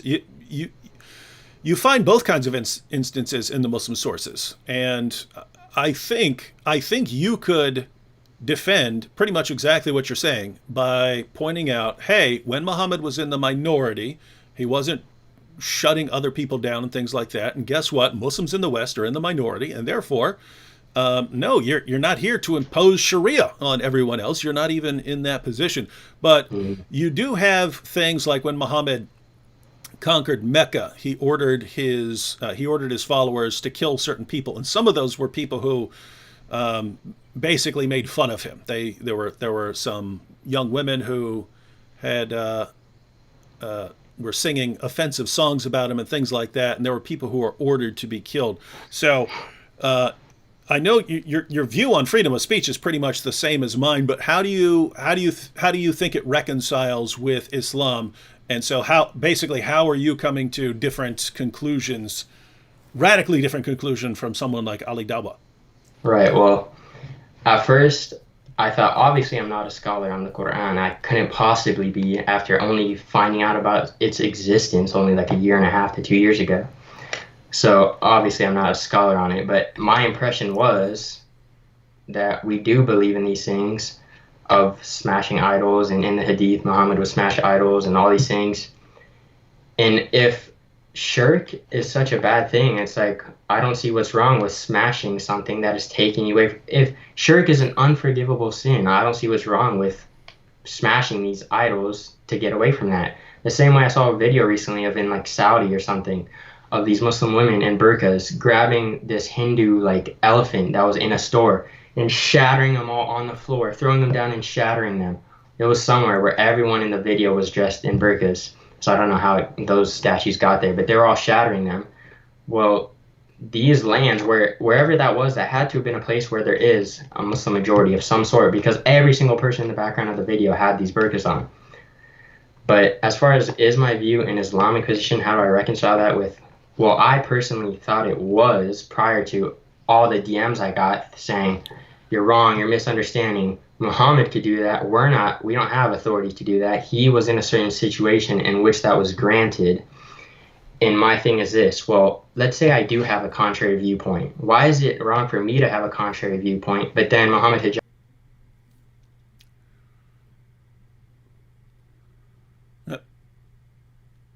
Lost Dustin for a second, but he's been coming back so far. Unless that's on my end, which is possible, given how things have been going here. With some evidence, I guess you could say, then it's completely against Islam. We lost you for a second, so go back about 30, 40 seconds. Okay, so I was saying I don't understand why, because I thought it was an Islamic viewpoint, being as Muhammad did by the way, that is interesting that you had assumed that this was the Islamic viewpoint, and then you've got a bunch of people coming and saying no, that's actually not. But yeah, go ahead. Exactly, yeah. So I got all these things saying I misrepresented the hadith, and I don't know the references, so I was like, all right, I'll look it up and read it. I read it and I was like, I don't see what the difference is. Why would a God say this? Again goes to the exposing thing. I don't know the Quran I don't know every single verse. Let's just say there is verses saying, I know Fareed Responds posted one that says you cannot condemn other people or else they might condemn God, our God, basically. Yeah. But if there are a constant instance of verses saying, make sure they don't do anything that'll make them talk about what we're doing, that is in a way worrying. It's that same concept of, well, what if it is a false religion? And the reason it has so many of these verses is so it doesn't get exposed. It's saying, Muslims, just play it safe. That way they don't come and start trying to probe at us. But if it's a contrary viewpoint, as I said, I don't know if it got cut out, but I don't get why Muhammad Hijab can hold this contrary viewpoint about the apostasy laws in Islam, but then when I hold a contrary viewpoint, which I can feel was much of a stretch, his was more of a stretch than my view was, in my opinion. Maybe I'm wrong. I'm willing to be corrected. How do you hold this view on apostasy laws that is contrary to what the scripture is saying, but then when I hold a view that you can justify in some way that it was done by our prophet himself, and then everyone comes out and says I'm misrepresenting it. But I guess some people were consistent in condemning Muhammad Hijab about the verses of apostasy. So I don't know exactly how I do reconcile it with the verses in Islam, because I'm not quite sure what to do with two separate instances of what we should do. I'm going to go ahead and help you out here. I'm going to go ahead and help you out because I've thought about this before. How would I, if I were a Muslim and I wanted to defend some position, how would I do that? I think about that sometimes. And here's how I would do it, and here's how I think you could get to a position that's closer to yours and not to Muhammad Hijab's. Because, I mean, at the end of the day, you do have people killing each other in the time of Muhammad for making certain claims or for mocking him and so on. But notice, that's once Islam has taken over. And last time I checked, Islam has not taken over. So we are not under the authority of Islam. And so here's how I would defend it if I were a Muslim. In fact, I could take it a step further. Basically, when Muhammad was the persecuted prophet in Mecca, it was he preached a message of religious tolerance, right? So I mean, there were times when he would mock or criticize and things like that, but hey guys, don't get physical over this sort of thing. So there was that. And then again, later on, then it changed to defensive jihad, and then still later it became offensive jihad. When it's at the stage of offensive jihad, yeah, you can't have criticism of Muhammad. And even before that, when it was at the stage of defensive jihad, if people were, saying particularly mean things about Islam, there would be assassinations and things like that. And so I think that's what a lot of these guys are thinking about. Wait a minute, people like Abu Wafak and Asma bint Marwan and so on, they were stopped from criticizing Islam, and therefore, if you're a Muslim, you need to stop these people from speaking and so on. If I were to make this argument, in other words, if I were to defend a pro-free speech position and try to make it consistent with Islam, I think it would go something like this. When Muhammad was in Mecca and he's preaching a message of, hey, let God judge. We can have our disagreements here, but let's not kill each other. Hang on, lost. All right. Sorry. All right. Can you restart? It cut out right before you said I'm about to make the position, and then you went on. Okay. Muhammad. I'll cut back. I'll dial it back. So this is the argument I would use. So when Muhammad's the persecuted prophet, then the message is one of religious tolerance, promoting religious tolerance. We have disagreements. Yeah, we can argue. Yeah, we can, disagree. But let's not kill each other over this stuff. The underlying principle here seems to be that different things can be in the best interest of the Muslim community at different times, right? If you're totally outnumbered, then what's in... we keep losing Dustin. You back, Dustin? You back? Hello? Yeah. We'll wrap up here in the next couple minutes. Yeah.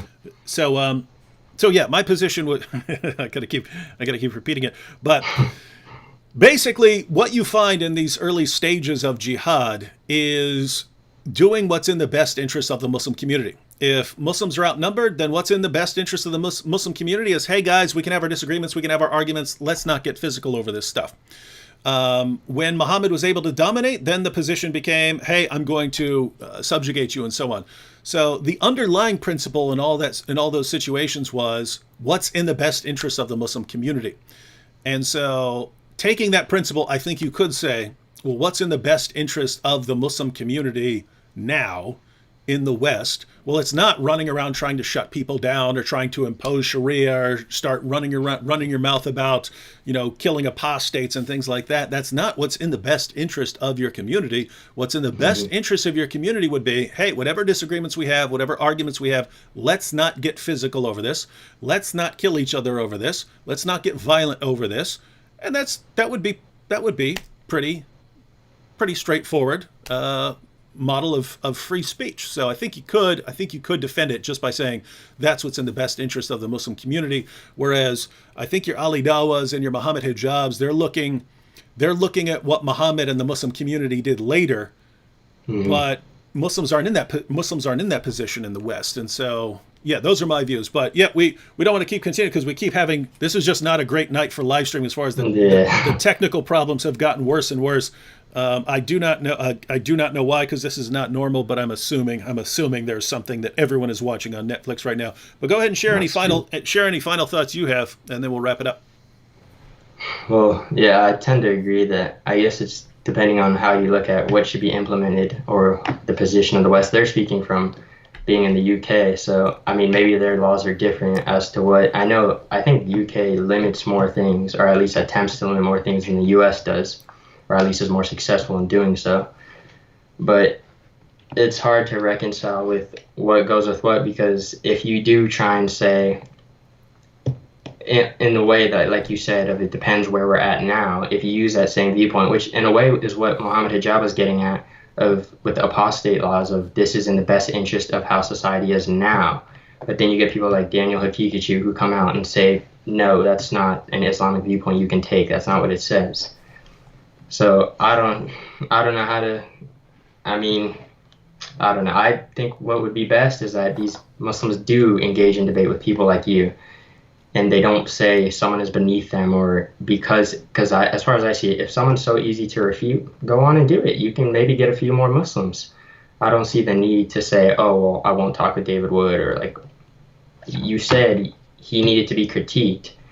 You stated your arguments. He said he's willing to discuss it with you. Now you must go and defend your arguments. If it's such an easy thing to do, why don't you just do it? That's the main message I want to leave, is I beg these Muslims, please engage in debate with everyone. You may know the arguments. It may be stupid to you, but there's people who don't know the arguments. There's people where it isn't a stupid claim because they don't know. Engage in debate with everyone and anyone, especially when they are apologists. Yeah, and yeah, I'm a little suspicious of the guys who say that this guy's beneath them. They're like, gosh, what are there, like 40 Muslim channels that crank out videos about me all day long? Come on, guys, come on, yeah. And it's funny because people are welcome. If Muhammad Hijab and Ali Dawa said they wanted to come on tomorrow, they could. I'd set it up. I'd be happy to have that discussion. Yeah, as far as you, Dustin, there are basically two scenarios. There are the debates. And a lot of time in the debates, the debaters are pretty well entrenched in their positions, right? So in other words, a lot of time you're not even thinking, hey, I'm going to convince this guy that I'm debating against by the end of this debate. The audience, man. Yeah, it's more to inform the audience. And other times it's not like now we're not having a debate, but if it's someone who's not a jerk and is willing to explain his positions and explain how he came to certain conclusions, because I'm interested in hearing from someone when someone says, hey, I changed my position, I became a Muslim or I became a Christian. Multiple times on here, I've had people like Armin Navabi and Abdullah Samir and so on, where they come on and they explain how they became atheists. I'm not an atheist. I'm not trying to defend atheism and so on, but I'm interested in hearing their story of how they came to this position. And so interested in that, especially when people are still open to learning and, like you are saying, yeah, I'll look into that and so on. So that's all cool. Guys, the link to Dustin's channel is in the description box. Well, there's a link to a video he posted, so go check that out. If he's going to be, thinking through these things and posting videos and so on, you can check those out on his channel and follow that. And yeah, Dustin, you ever want to come back and discuss something else? Welcome to it. Yeah, I'll definitely hit you up if I come across something or a view change.